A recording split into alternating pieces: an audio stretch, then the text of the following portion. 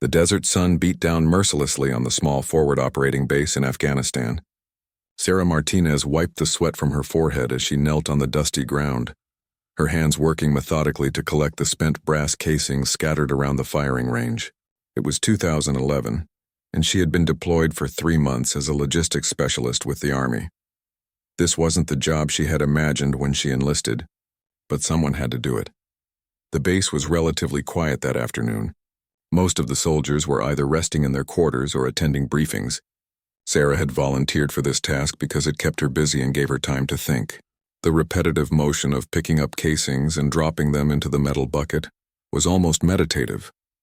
She thought about her family back home in Texas, her younger brother who looked up to her, and her mother who worried every single day.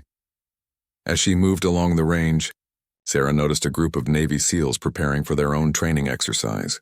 They were setting up equipment about 50 yards away, their movements efficient and purposeful. She had seen these operators before but had never really interacted with them. They existed in a different world, one of classified missions and dangerous operations that she could only imagine. One of the SEALs, a tall man with a thick beard and serious eyes, glanced in her direction. She quickly looked down and continued her work. Sarah didn't want to seem like she was staring or getting in their way. She was just a logistics specialist after all. Her job was to support, not to draw attention to herself. The afternoon wore on and Sarah's bucket was nearly full. Her back ached from bending over repeatedly, and her mouth was dry despite drinking water regularly. She stood up to stretch, rolling her shoulders and looking out at the barren landscape beyond the base perimeter. The mountains in the distance looked peaceful, almost beautiful in their own harsh way. It was hard to believe that danger lurked in those rocky hills. Sarah bent down to collect the last few casings from this section of the range. She was thinking about what she would eat for dinner when she heard it. A sharp whistling sound that seemed to cut through the air itself. Before her mind could fully process what it was, an explosion erupted near the eastern perimeter of the base. The ground shook beneath her feet, and the peaceful afternoon shattered into chaos. More explosions followed in rapid succession. The Taliban had launched a coordinated attack on the base. Sarah's training kicked in immediately. She dropped the bucket and ran toward the nearest bunker, her heart pounding in her chest. Soldiers were shouting orders, running in different directions, grabbing weapons and gear. The alarm sirens began to wail, their sound mixing with the explosions and gunfire. Sarah made it to a concrete barrier and pressed herself against it, trying to catch her breath and assess the situation. She could hear the distinctive crack of AK-47s firing from outside the perimeter. The Taliban fighters had gotten closer than usual. This wasn't just a random mortar attack. This was a serious assault. A sergeant ran past her, shouting for everyone to get to their defensive positions. Sarah realized with a sinking feeling that she didn't have a weapon. She had left her M4 rifle in the armory because she was just doing cleanup duty. It seemed like a stupid decision now. She felt exposed and helpless as bullets zinged overhead and impacted against the concrete walls around her. The SEAL team she had seen earlier was now in full combat mode. They moved with incredible speed and precision, taking up positions along the perimeter wall. Sarah watched as they returned fire, their weapons barking in controlled bursts. These men were built for this kind of fight. She felt useless in comparison. Another explosion rocked the base, this one closer than before. Debris rained down around Sarah, and she covered her head with her arms. When she looked up, she saw flames rising from one of the buildings. The enemy was pushing hard, testing the base's defenses. Sarah knew she couldn't just hide behind this barrier. She had to do something. She spotted a wounded soldier about 20 feet away, clutching his leg and trying to drag himself toward cover. Without thinking, Sarah sprinted toward him, keeping low as bullets cracked overhead. She grabbed the soldier under his arms and pulled him behind a nearby vehicle. The soldier was young, probably 19 or 20. His leg was bleeding badly from shrapnel wounds. Sarah pulled off her belt and fashioned a makeshift tourniquet, tightening it above the wounds. The soldier gritted his teeth against the pain but nodded his thanks. Sarah called out for a medic, her voice nearly drowned out by the sounds of battle. As she crouched beside the wounded soldier, Sarah felt the weight of the situation pressing down on her. This was real combat, not a training exercise. People could die here today. She could die here today. But there was no time for fear to take hold. She had a job to do, even if it wasn't the one she had trained for. The battle raged on around them. Sarah could hear the thump of the base's heavy machine guns opening up, providing suppressive fire against the attacking Taliban fighters. Helicopters would be scrambling to provide air support, but they would take time to arrive. Until then, the soldiers on the ground had to hold their positions. Sarah looked around desperately for a weapon, any weapon. She couldn't just sit here while others fought. Her eyes landed on an M4 rifle lying near a damaged Humvee about 15 feet away. It must have been dropped by someone who had to take cover quickly. She knew she had to get to it. Taking a deep breath, Sarah prepared to make her move. The wounded soldier grabbed her arm weakly and shook his head, but she gently removed his hand. She had made her decision. Timing her movement between bursts of enemy fire, Sarah launched herself toward the rifle, her boots pounding against the dusty ground as bullets kicked up dirt around her feet. Sarah's fingers closed around the rifle just as another explosion sent a shower of rocks and dust into the air. She rolled behind the Humvee, checking the weapon quickly. It was loaded with a full magazine and 1 round in the chamber. The rifle felt heavy in her hands, heavier than she remembered from training. But it was also reassuring, something solid she could use to fight back. She took up a position behind the vehicle's front wheel, peering around the edge to assess where the enemy fire was coming from. Through the dust and smoke, she could see muzzle flashes from the hillside about 300 yards away. The Taliban fighters had positioned themselves well, using the natural cover of rocks and vegetation to hide their positions. Sarah steadied her breathing and aimed at one of the muzzle flashes. She squeezed the trigger in controlled bursts just like she had been taught. The rifle kicked against her shoulder and she adjusted her aim. She couldn't tell if she was hitting anything, but at least she was contributing to the defense of the base. The wounded soldier she had helped earlier was still behind cover nearby. A medic had finally reached him and was working on his injuries. Sarah felt a small sense of relief knowing he was getting proper care. But there was no time to dwell on it. The enemy was still attacking and the firefight showed no signs of letting up. A voice shouted from her left. Sarah turned to see one of the SEALs from earlier moving along the defensive line, directing fire and checking on soldiers. It was the tall, bearded man she had noticed before the attack started. He was moving with purpose, completely calm despite the chaos around him. When he saw Sarah, he made his way toward her position in a low crouch. The SEAL dropped down beside her behind the Humvee. Up close, Sarah could see the intensity in his eyes, but also something else. Focus. Complete and total focus on the mission at hand. He glanced at her rifle and then at her face, sizing her up in a split second. "You good?" he asked, his voice steady despite having to shout over the gunfire. Sarah nodded, not trusting her voice to stay steady. The SEAL looked back toward the enemy positions, analyzing the situation. He spoke into his radio, coordinating with his team and with the base command. Sarah could only catch fragments of what he was saying, but it was clear he was working on a plan to push back the attackers. Another wave of RPG fire streaked across the sky. One of the rockets slammed into a guard tower, and Sarah watched in horror as the structure buckled and collapsed. She hoped whoever had been up there had gotten out in time. The Taliban was throwing everything they had at the base. The SEAL beside her raised his rifle and fired several precise shots. Sarah watched as one of the enemy fighters fell from his position on the hillside. The man shooting was incredibly accurate, each shot deliberate and controlled. This was someone who had done this hundreds of times before. "We need to hold this position," the SEAL said, glancing at Sarah again. "Can you handle that?" Sarah felt a surge of determination. This operator, this elite warrior, was trusting her to do her part. She wasn't just a logistics specialist anymore. Right now she was a defender of this base and she would not let her fellow soldiers down. "Yes," she replied firmly. "I can handle it." The SEAL nodded once, a brief acknowledgement of her answer, and then he was moving again, heading further down the line to coordinate with other positions. Sarah watched him go, then turned her attention back to the hillside. She selected her targets carefully, firing controlled bursts at any muzzle flash she could see. Time seemed to blur during a firefight. Sarah didn't know if 5 minutes had passed or 50. Her arms ached from holding the rifle, and her ears rang from the constant noise of explosions and gunfire. Sweat poured down her face, mixing with the dust that covered everything. But she kept firing, kept fighting. The enemy's assault began to falter.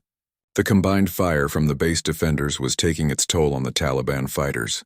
They had expected to overwhelm the base quickly, but the soldiers had held firm. Sarah could see some of the enemy fighters beginning to withdraw, retreating back into the mountains. Just when it seemed like the worst might be over, Sarah heard a new sound. It was the distinctive roar of helicopter rotors. Two Apache attack helicopters appeared over the mountain ridge, their weapons systems already locking onto enemy positions. The cavalry had arrived. Sarah watched as the Apaches unleashed their firepower on the retreating Taliban fighters. The 30mm cannons tore into the hillside positions and rockets streaked through the air with deadly accuracy. The enemy attack was effectively broken. Whatever fighters survived would be running for their lives now. The base defenders didn't let up. They continued to pour fire into the enemy positions, making sure the Taliban understood the cost of attacking this base. Sarah's magazine finally ran empty, and she performed a tactical reload, her hands moving automatically through the practiced motions. As the helicopters circled overhead and the enemy fire dwindled to nothing, Sarah finally allowed herself to take a full breath. Her hands were shaking slightly from the adrenaline and her mouth was incredibly dry. She had just survived her first real firefight. The all-clear signal hadn't been given yet, but the immediate danger had passed. Soldiers began emerging from cover, checking on each other and assessing the damage to the base. Sarah could see smoke rising from several buildings and there were debris and spent casings everywhere. The SEAL who had checked on her earlier appeared again, this time with two other members of his team. They were doing a final sweep of the defensive positions, making sure everyone was accounted for and that no one was seriously injured. When they reached Sarah's position, the bearded SEAL stopped and looked at her. "Good work," he said simply. Coming from someone like him, those two words meant more than any medal could. Sarah just nodded, not sure what to say. She felt exhausted, scared, relieved, and oddly proud all at the same time. She had faced the enemy and hadn't backed down. She had done her duty. As the SEAL moved on, Sarah finally set down the rifle and leaned back against the Humvee. Her legs felt like jelly, and she realized she was shaking all over now.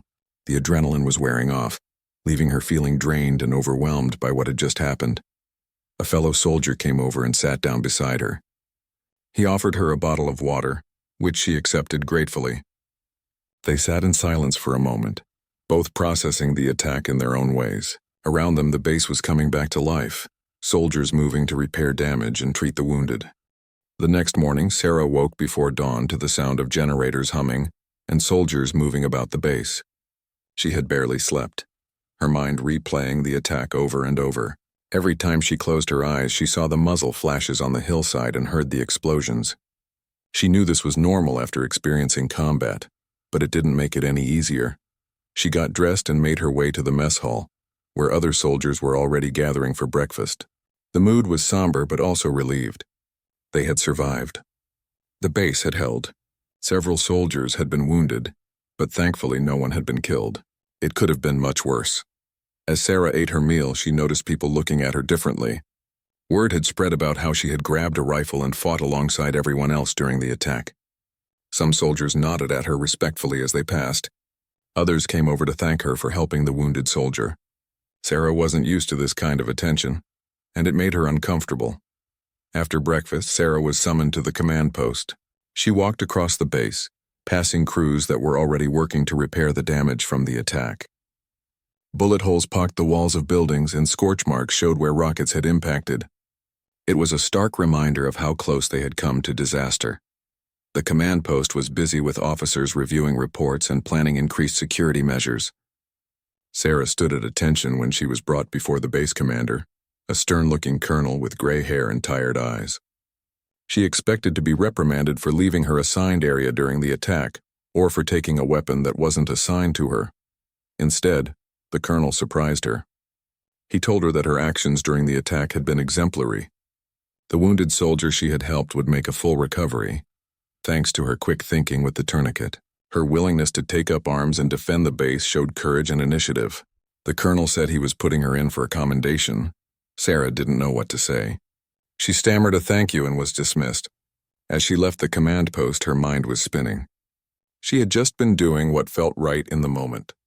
She had never thought of herself as particularly brave or heroic. She was just a soldier doing her job. Over the next few days, life on the base slowly returned to normal. Security was tightened, with more frequent patrols and additional defensive measures put in place. Intelligence reports suggested that the Taliban cell responsible for the attack had been significantly weakened by the base's defense and the helicopter strikes. It was unlikely they would try again anytime soon. Sarah found herself thinking more about the Navy SEALs she had encountered during the battle.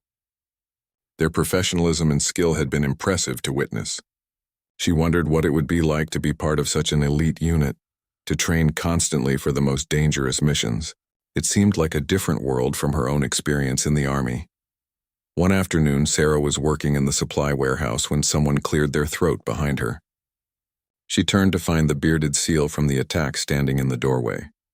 In the better light of the warehouse, she could see he was probably in his early 30s, with sharp blue eyes and a weathered face that spoke of years spent in harsh environments. He introduced himself as Chief Petty Officer Marcus Reeves. He said he wanted to talk to her about what happened during the attack. Sarah invited him to sit on some supply crates, and they talked for nearly an hour. Marcus asked her about her background, her training, and what had gone through her mind during the firefight. Sarah was honest with him. She told him about her fear, her determination not to be useless, and how she had just reacted without thinking too much about the danger. Marcus listened carefully, nodding occasionally. When she finished, he was quiet for a moment before speaking. He told her that what she had experienced was real combat, and that she had handled it better than many soldiers he had seen. The fact that she had kept her head and remained effective under fire was impressive. He said that kind of composure couldn't really be taught. Either you had it or you didn't. Marcus also shared something that surprised Sarah. He told her that even SEALs felt fear during combat. The difference was learning to function through that fear, to let training and discipline guide your actions when your emotions were screaming at you to run. He said Sarah had shown she possessed that quality naturally. Their conversation shifted to lighter topics. Marcus asked about her life back home, and Sarah found herself talking about Texas, her family, and her plans for after the Army. Marcus shared some stories about his own experiences, carefully avoiding classified details, but giving her a glimpse into the life of a special operations soldier. As they talked, Sarah felt a sense of connection with this warrior who existed in such a different world from her own. Despite their different roles and ranks, they had shared an experience that created a bond. They had stood together against an enemy attack and prevailed. Before Marcus left, he gave Sarah his email address. He said if she ever needed advice or just wanted to talk to someone who understood what combat was like, she should reach out. Sarah was touched by the offer. She got the impression that Marcus didn't extend such offers lightly. That night, Sarah lay in her bunk thinking about the conversation. Something had shifted inside her during that attack. She had discovered a strength she didn't know she possessed. The fear was still there, but now it was accompanied by a new understanding of her own capabilities. The next few weeks passed in a routine of duty and training. The base remained on high alert, but there were no further attacks. Intelligence suggested the Taliban was regrouping and dealing with their own losses. The brief respite was welcome, giving everyone time to recover mentally and physically. Sarah threw herself into her work with renewed purpose. She took the initiative to improve supply chain procedures and volunteered for additional training whenever possible. Her superiors noticed the change in her attitude and gave her more responsibilities. She was proving herself to be more than just another logistics specialist.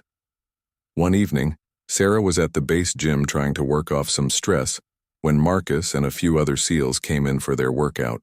She tried not to stare as they went through their training routine.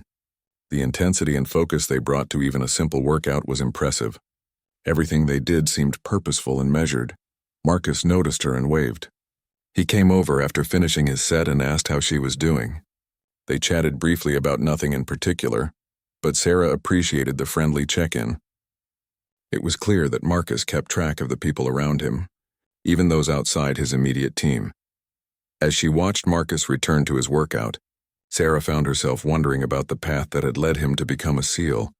What drove someone to pursue that level of training and dedication? What kind of missions had he been on that he could never talk about? The world of special operations fascinated her, even though she knew it was largely closed to her as a woman in 2011. That night, Sarah sat down and wrote an email to her mother. She didn't tell her about the attack. There was no point in worrying her family when the danger had passed. Instead, she wrote about the good things, about feeling more confident in her role and about the interesting people she was meeting. She kept it upbeat and positive, knowing her mother would read between the lines anyway.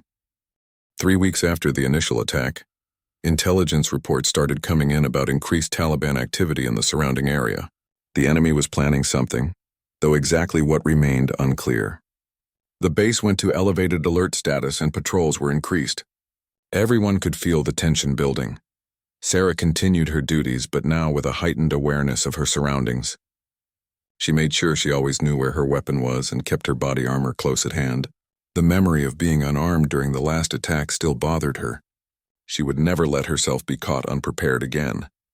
During this period, Sarah had several more encounters with Marcus and his SEAL team. They were preparing for missions that she knew nothing about, but she could see the intensity of their preparations. They spent hours at the range, practiced combat drills, and studied maps and intelligence reports. Their dedication was absolute. One afternoon, Marcus approached Sarah while she was inspecting a shipment of supplies. He asked if she would be interested in helping his team with some realistic training scenarios. They needed someone to play the role of a civilian or allied soldier in their exercises, and he thought she would be perfect for it. Sarah was surprised but immediately agreed. The opportunity to train with SEALs, even in a supporting role, was something most soldiers would never experience. Marcus seemed pleased with her enthusiasm and told her when and where to report. The training exercises were eye-opening for Sarah. She got to see firsthand how SEALs operated, how they communicated, and how they moved through different scenarios. Even though it was just training, they approached it with deadly seriousness. Every detail mattered. Every movement had a purpose. Marcus took the time to explain certain tactics to her, helping her understand the reasoning behind their methods. Sarah absorbed everything like a sponge. She asked questions whenever appropriate and paid careful attention to everything she observed. The SEALs seemed to appreciate her genuine interest and professionalism. During one particularly intense exercise, Sarah was playing the role of an injured ally who needed to be evacuated under fire. The SEALs moved through the scenario with practiced efficiency, but at one point Sarah noticed something that seemed off about their approach. After the exercise, she hesitantly mentioned it to Marcus. To her surprise, Marcus called his team together and asked Sarah to explain what she had observed. She outlined her concern about a particular tactical approach, expecting to be told why she was wrong. Instead, Marcus and his team considered her point seriously. After some discussion, they acknowledged that she had identified a potential vulnerability they had overlooked. That moment was significant for Sarah. These elite warriors had listened to her input and taken it seriously. It showed her that good leaders could learn from anyone, regardless of rank or position. Marcus told her later that fresh perspectives were valuable, and that sometimes being too close to something could make you miss obvious details. As the weeks passed, Sarah became a regular fixture in the SEAL team's training exercises. She learned an enormous amount about tactics, strategy, and operational planning. More importantly, she gained confidence in her own abilities and judgment. The SEALs treated her as a valued training partner, not just as someone there to fill a role. The base remained on high alert, but the expected Taliban attack never came. Intelligence suggested that the enemy was changing their strategy, possibly planning something larger in a different area. The uncertainty was almost worse than knowing when and where an attack might occur.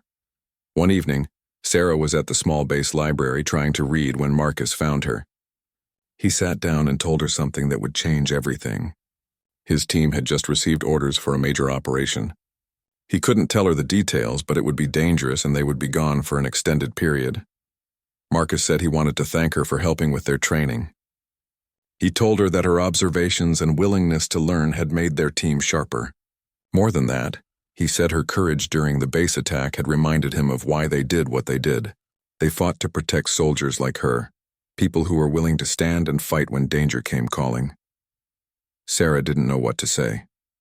She felt a lump forming in her throat.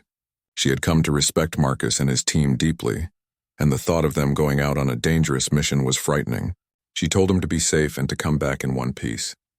Marcus smiled and said that was always the plan. The next morning, the SEAL team was gone. They left before dawn, loading into helicopters and disappearing into the Afghan sky. Sarah went about her duties but couldn't stop thinking about them. She wondered where they were going and what they would face. She said a silent prayer for their safety. Days turned into a week, then 2 weeks. There was no word about the SEAL team's mission, which was normal for classified operations. Sarah tried not to worry, but she found herself distracted and anxious. She kept herself busy with work, volunteering for extra duties to keep her mind occupied. One night, Sarah was awakened by the sound of helicopters approaching the base. She quickly got dressed and went outside to see what was happening. Several Blackhawks were landing on the helipad, and she could see figures moving in the darkness. Her heart pounded as she recognized the distinctive gear of the SEAL team. Sarah watched from a distance as the team disembarked. Even in the darkness, she could see they were exhausted. Their movements were slower, more careful. She counted the figures and felt relief wash over her. They were all there. The entire team had made it back. She wanted to go talk to Marcus to make sure he was okay, but she knew better than to interrupt their debriefing. The team headed straight for the command post, where they would spend hours reporting on their mission. Sarah returned to her bunk, finally able to relax knowing they had made it back safely. The next day, Sarah saw Marcus at the mess hall. He looked tired but gave her a small smile when their eyes met. She wanted to ask about the mission, but she knew he couldn't talk about it. Instead, she just told him she was glad he was back.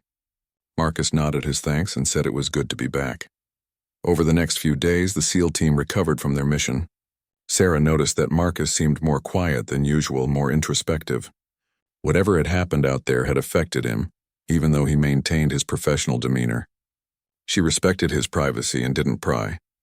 A week after the team's return, Marcus sought out Sarah again. They walked along the perimeter of the base, talking about nothing in particular at first. Then Marcus opened up a little about the mission.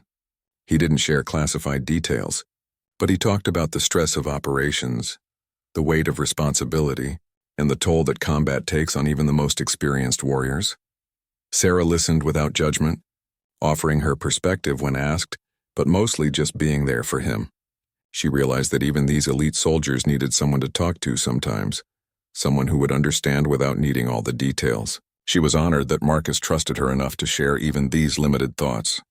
The relationship between Sarah and Marcus had evolved into a genuine friendship, built on mutual respect and shared experience. They would meet occasionally to talk about everything from military tactics to life back home. For Sarah, these conversations were some of the most valuable parts of her deployment. Marcus had a wisdom that came from years of experience, and he was generous in sharing his insights. One day, Marcus asked Sarah what she planned to do after her current enlistment ended. She admitted she wasn't sure. Part of her wanted to pursue a career in the military, maybe even try to become an officer. Another part of her wondered if she should return to civilian life and use her GI Bill benefits to go to college. Marcus listened carefully, and then offered some advice. He told her that the military could offer incredible opportunities for those willing to work hard and push themselves. But it could also be demanding and unforgiving. The key was to figure out what she truly wanted from life, and then pursue that goal with everything she had. He said that her performance during the attack and her dedication to learning showed she had the potential to go far in any field she chose. Marcus also told her something that stuck with her. He said that courage wasn't about not feeling fear. It was about feeling fear and acting anyway. He had seen her demonstrate that kind of courage, and it was a rare quality. Whatever path she chose, she should remember that she was capable of more than she might think. Sarah appreciated his words more than she could express. Coming from someone she respected so deeply, the encouragement meant everything. She started thinking more seriously about her future and what she wanted to achieve. The deployment had changed her in ways she was still discovering. As summer turned to fall in Afghanistan, the tempo of operations increased. Intelligence indicated that the Taliban was preparing for a final push before winter set in. The base was reinforced with additional troops, and defensive preparations were enhanced.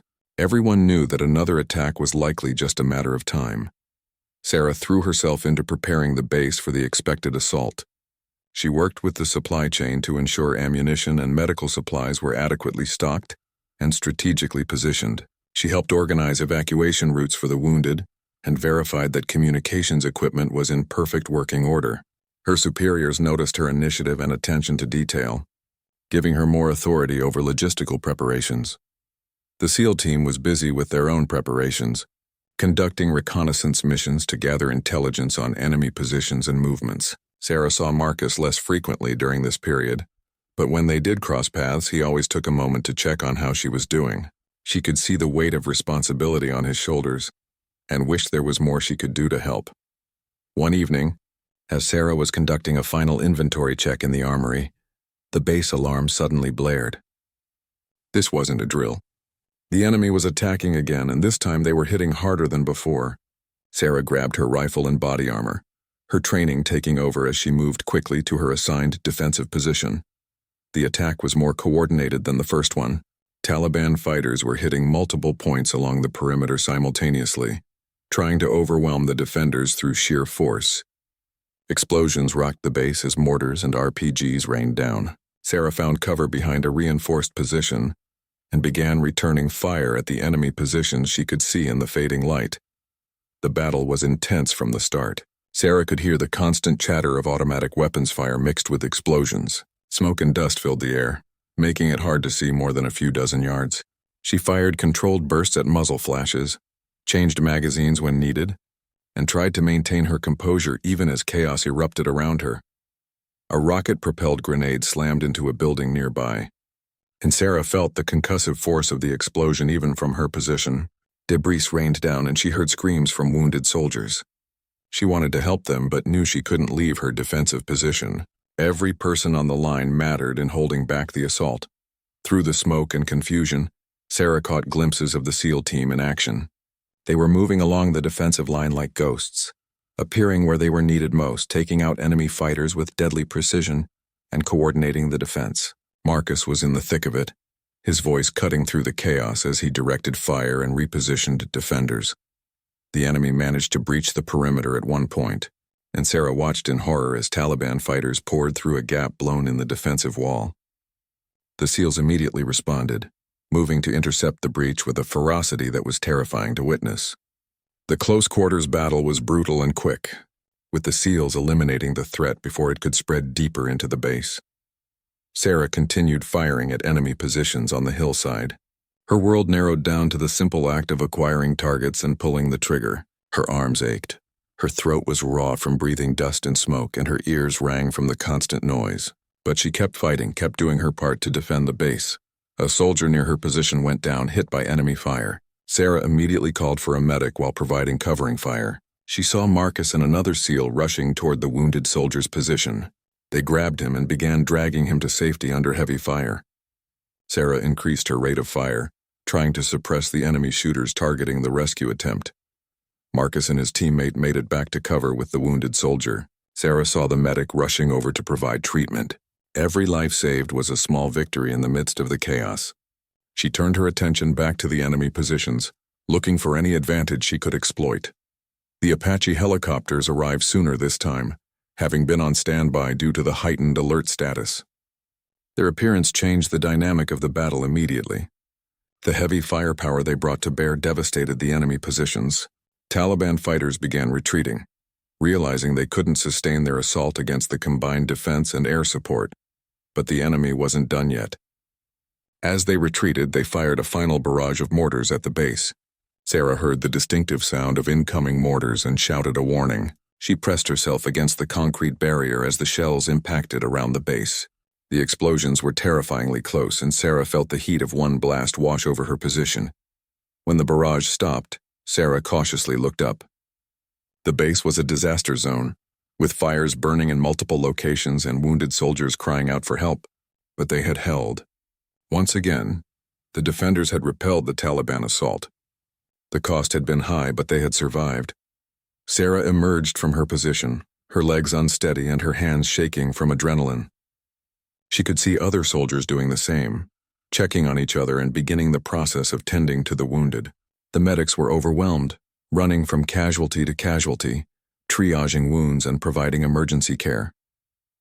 She spotted Marcus helping to carry wounded soldiers to the medical station. Without hesitation, Sarah joined him, setting aside her rifle to help with the rescue efforts. They worked together in grim silence, moving injured soldiers to where they could receive proper treatment. The professionalism they had developed during training exercises now served them in this terrible reality. The aftermath of the second attack was far worse than the first. Several soldiers had been killed and many more were wounded. The base medical facility was overwhelmed with casualties. Sarah worked through the night alongside Marcus and others, helping however she could. She carried supplies, assisted medics with basic tasks, and offered comfort to wounded soldiers waiting for treatment. As dawn broke over the devastated base, Sarah finally allowed herself to stop. She sat on the ground with her back against a wall, covered in dust and blood that wasn't her own. Her body ached in ways she had never experienced before, but more than the physical exhaustion, she felt the emotional weight of what they had endured. Marcus found her there as the sun rose. He looked as exhausted as she felt, his face streaked with dirt and sweat. He sat down beside her without saying anything at first. They just sat together in silence, watching the sun paint the sky in shades of orange and pink. It seemed wrong that something could be so beautiful after such a terrible night. Finally, Marcus spoke. He told her that she had done well, that her actions had saved lives. Sarah shook her head, feeling tears sting her eyes. She told him about the soldiers who had died, about the ones she couldn't help. Marcus listened and then put a hand on her shoulder. He told her something she would never forget. He said that in combat you did everything you could and then you lived with the results. Second-guessing yourself afterwards was natural, but it didn't change anything. The enemy was responsible for the deaths and injuries, not her. She had fought bravely and helped save lives. That was what mattered. The guilt and the questions would come, but she needed to remember that she had done her duty honorably. Sarah nodded, wiping at her eyes. She knew Marcus was right, but knowing it intellectually and feeling it emotionally were two different things. She suspected this night would haunt her for a long time. But having Marcus there, someone who understood what she was feeling, made it a little more bearable. Over the next few days, the base worked to recover from the attack. The dead were honored in a memorial ceremony that left everyone grieving. The wounded were evacuated to better medical facilities. Repairs were made to damaged structures. Life slowly began to return to something resembling normal, though everyone knew nothing would truly be the same. Sarah found herself struggling with nightmares and flashbacks. She would be working on a routine task when suddenly, she would remember an explosion or hear a scream in her mind. She tried to push through it, not wanting to appear weak, but Marcus noticed. He told her that what she was experiencing was normal and encouraged her to talk to the base counselor. At first, Sarah resisted. She didn't want to admit she was struggling, but Marcus shared something personal with her. He told her that he had dealt with similar issues after his first few combat deployments. Talking to someone had helped him process the experiences and continue functioning effectively. There was no shame in seeking help. In fact, it took strength to acknowledge when you needed support. Sarah finally agreed to meet with the counselor. The sessions helped her understand that her reactions were a normal response to abnormal circumstances. She learned coping techniques and strategies for managing the stress and trauma. Slowly, she began to feel more like herself again, though she knew the experiences would always be part of her. During this recovery period, Sarah spent more time with Marcus and his team. They had adopted her as an honorary member of their group, inviting her to meals and including her in their downtime activities. The camaraderie helped Sarah heal.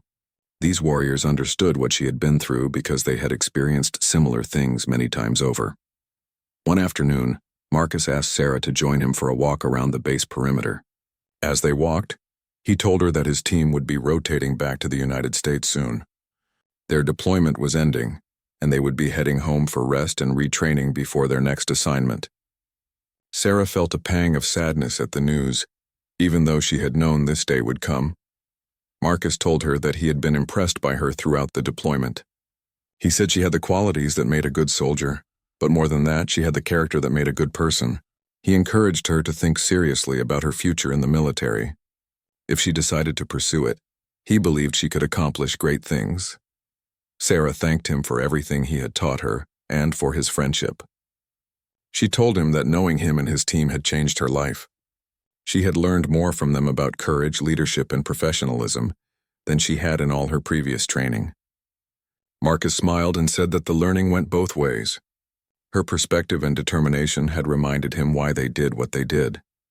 Before Marcus left, he gave Sarah a challenge coin from his SEAL team. These coins were given to recognize exceptional service or to honor someone who had earned the respect of the team. Sarah held the coin in her hand, feeling the weight of what it represented. It was one of the most meaningful gifts she had ever received. The day the SEAL team departed, Sarah stood on the edge of the helipad with other soldiers who had worked with them. As the helicopters lifted off carrying Marcus and his team away, Sarah felt both sadness and gratitude. These men had entered her life during one of its most challenging periods and had helped shape who she was becoming.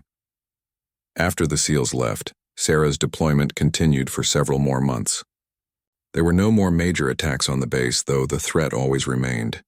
Sarah continued to excel in her duties, and her superiors began grooming her for increased responsibilities. She was promoted and given command of a small logistics team. Sarah stayed in touch with Marcus through email when operational security permitted. He told her about training back in the United States and asked about her experiences. Their friendship continued even across the distance, built on the foundation of shared combat experience and mutual respect. As Sarah's deployment neared its end, she made a decision about her future. She would stay in the Army and work toward becoming an officer. The experiences in Afghanistan had shown her that she had much to contribute, and she wanted to continue serving. She applied to officer candidate school and began preparing for the next phase of her military career. The day Sarah left Afghanistan, she took one last look at the base that had been her home for over a year. So much had happened here. She had faced fears she never knew she had. She had discovered strengths she didn't know she possessed. She had lost friends and saved lives. This place had forged her into someone new, someone stronger and more capable than the young woman who had arrived to collect brass casings on a firing range. As her helicopter lifted off and the base grew smaller below her, Sarah touched the SEAL Challenge coin she kept in her pocket. She thought about Marcus and his words of encouragement. She thought about the soldiers she had served with and the ones who hadn't made it home. She made a silent promise to honor their sacrifice by being the best soldier and leader she could be. 3 years had passed since Sarah left Afghanistan. She had completed officer candidate school with honors and was now a second lieutenant serving at Fort Bragg in North Carolina. Her experiences in combat had given her a maturity and perspective that served her well as a young officer. She led her platoon with confidence and compassion, earning the respect of both her subordinates and superiors. Sarah had stayed in contact with Marcus over the years. Their emails were infrequent but meaningful, checking in on each other's lives and careers. She learned that he had been promoted to Senior Chief Petty Officer and was now involved in training new SEALs. She told him about her journey to becoming an officer and the challenges of leading soldiers. One day, Sarah received an unexpected email from Marcus. He was going to be at Fort Bragg for a training conference and wanted to meet up if she was available. Sarah immediately replied that she would make time. The thought of seeing her old friend again filled her with excitement. They met at a coffee shop off base on a Saturday afternoon. When Sarah walked in and saw Marcus sitting at a corner table, she was struck by how familiar he looked despite the years that had passed. He stood when he saw her and they embraced briefly before sitting down. The conversation flowed easily, as if no time had passed at all. Marcus looked older, with more gray in his beard and deeper lines around his eyes. But his presence was the same, that calm confidence that had impressed Sarah from the first moment she saw him. He congratulated her on her commission and told her he had heard good things about her leadership from people he knew at Fort Bragg. Sarah asked about his work training new SEALs. Marcus talked about the challenges of preparing young warriors for the realities of combat. He said that he often thought about the lessons he had learned during his deployments, including the ones he had learned from watching her.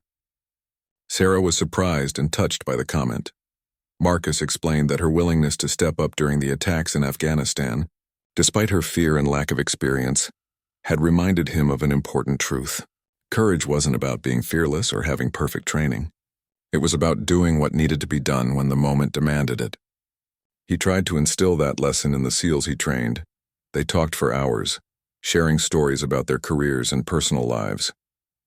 Marcus had gotten married the previous year to a woman who worked as a nurse. Sarah had been in a few relationships, but nothing serious, as her focus had been on establishing her military career. They laughed about the absurdities of military bureaucracy and shared memories of their time in Afghanistan. As the afternoon turned to evening, Marcus grew more serious. He told Sarah that he had been diagnosed with some health issues related to his years of service. Nothing immediately life-threatening, but enough to make him think about his future and what came next. He was considering retirement in a few years and trying to figure out what the next chapter of his life would look like. Sarah listened with concern and sympathy. She knew that warriors like Marcus often struggled with the transition to civilian life. The military had defined their identity for so long that leaving it could feel like losing part of themselves. She told him that whatever he decided, he had already done more than most people ever would. His service and sacrifice had meaning that went beyond any single mission or deployment. Marcus thanked her for the perspective. He said that one of the things he appreciated most about their friendship was that it was based on genuine respect and understanding. They had seen each other at their worst and their best, and that created a bond that couldn't be easily broken. Sarah agreed, feeling grateful that a chance encounter during a Taliban attack had led to such a meaningful connection. Before they parted ways, Marcus told Sarah something he had been thinking about. He said that the military was changing, slowly opening more opportunities for women in combat roles. He believed that Sarah had the potential to be a pioneer, to help lead that change and prove what he already knew. Women could be just as effective in combat as men when given the opportunity and proper training. Sarah had been thinking about this herself. The combat exclusion policy had been lifted while she was in officer candidate school, and new doors were opening. She had considered trying out for more challenging assignments but had held back, unsure if she was ready or if she would be accepted. Marcus's encouragement gave her the confidence to seriously consider taking that step. They exchanged contact information and promised to stay in better touch. As Sarah drove back to base that evening, she felt reinvigorated and inspired. Seeing Marcus again had reminded her of who she was and what she was capable of. The scared young soldier collecting brass casings seemed like a lifetime ago, yet that experience had shaped everything that came after. Over the next year, Sarah continued to excel in her role. She volunteered for additional training courses and took on increasingly difficult assignments. She was building a reputation as a capable and dedicated officer. Her superiors began asking her about her long-term career goals and mentioning opportunities for advancement. Sarah received news that Marcus had indeed retired from the Navy. He sent her a long email describing his last day in uniform and the mixed emotions he felt. He was excited about new possibilities but also mourning the end of an era. Sarah wrote back with encouragement and support, knowing that his transition would be difficult, but confident that he would find his way. One evening, Sarah sat in her quarters looking at the SEAL Challenge coin Marcus had given her years ago in Afghanistan. She thought about everything that had happened since that day she was cleaning casings off the firing range. She had been tested by fire and had not been found wanting. She had learned from some of the best warriors in the world and had grown into a leader herself. Sarah made a decision that night. She would apply for Ranger School, one of the Army's most challenging leadership courses. It would be difficult, and there was a real possibility of failure. But she had faced down enemy fighters in Afghanistan. She had earned the respect of Navy SEALs. She was ready for the next challenge. The application process was rigorous and the training was brutal. But Sarah drew on everything she had learned from her experiences in combat and from watching Marcus and his team. She pushed through physical exhaustion, mental fatigue, and moments of doubt. When she finally graduated from Ranger School, becoming one of the first women to earn the Ranger tab, Sarah felt a sense of accomplishment that rivaled anything she had experienced before. Marcus sent her a congratulatory message when he heard the news. He told her he had never doubted she would succeed. He said that the young woman who had grabbed a rifle during a Taliban attack had shown she had what it took to be a Ranger long before she ever set foot in the course. Sarah saved that message, reading it whenever she needed a reminder of how far she had come. Years continued to pass. Sarah's career flourished as she took on more responsibilities and led soldiers in various assignments around the world. She deployed again to combat zones, this time as a leader of troops rather than a logistics specialist. The lessons she had learned in Afghanistan guided her leadership style, helping her keep her soldiers safe while accomplishing their missions. Marcus found his footing in civilian life, working with veteran organizations and helping other former special operations personnel transition out of the military. He and Sarah stayed in touch. their friendship evolving but remaining strong. They met up whenever possible, sharing meals and stories and continuing to learn from each other. One day, Sarah received an invitation to speak at a military leadership conference. The organizers wanted her to share her experiences as a female combat veteran and pioneer in previously closed military roles. Sarah was initially hesitant, uncomfortable with being singled out, but she accepted, knowing that her story might inspire others. At the conference, Sarah stood before an audience of military personnel and told her story. She talked about being a young logistics specialist cleaning brass casings when the enemy attacked. She described her fear and her determination not to be useless. She spoke about the Navy SEAL who had trusted her to hold a defensive position and who had later become a mentor and friend. She shared the lessons she had learned about courage, leadership, and the importance of being ready for whatever moment life throws at you. The audience listened intently, and when Sarah finished, the applause was genuine and sustained. Afterward, dozens of young soldiers, both male and female, came up to thank her for sharing her experiences. Several women told her that her story gave them hope that they too could pursue their military dreams regardless of the obstacles. That evening, Sarah called Marcus to tell him about the conference. She thanked him for everything he had taught her, and for believing in her potential when she was just a scared young soldier picking up brass casings on a firing range in Afghanistan. Marcus listened and then told her something that brought tears to her eyes. He said that teaching her had been one of the honors of his career. Watching her grow from that young soldier into the leader she had become was a reminder of why service mattered. She had taken the lessons and opportunities she was given, and had used them to become someone who would now inspire and lead others. That was the true measure of success in the military. Sarah hung up the phone and sat quietly for a moment. She thought about the unpredictable path her life had taken. A single day, a single attack had changed everything. She had been in the right place at the right time to meet someone who would help shape her future. She had discovered capabilities within herself that she never knew existed. Looking back, Sarah could see how every experience had built on the ones before. The fear and chaos of combat had taught her to stay calm under pressure. Working with the SEALs had shown her what true professionalism and dedication looked like. Marcus's mentorship had given her the confidence to pursue opportunities she might have otherwise avoided. All of it had combined to make her into the officer and person she was today. Sarah pulled out the challenge coin one more time, holding it in her palm. It was worn now from years of being carried in pockets and bags. But it still meant everything to her. It represented a moment when elite warriors had recognized something in her, a potential she was only beginning to understand herself. It reminded her that respect had to be earned through actions, not given because of rank or position. As Sarah prepared for bed that night, she thought about the young soldiers she now led.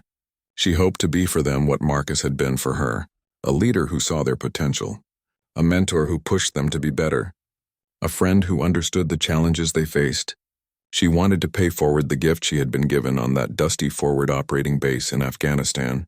The journey that had started with cleaning brass casings off a firing range had led Sarah to places she never imagined. She had fought enemies, saved lives, earned respect, and become a leader.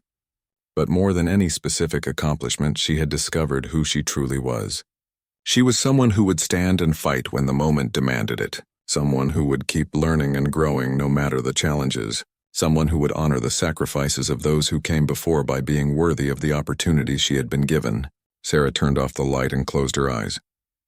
Tomorrow would bring new challenges and new opportunities. She was ready for them.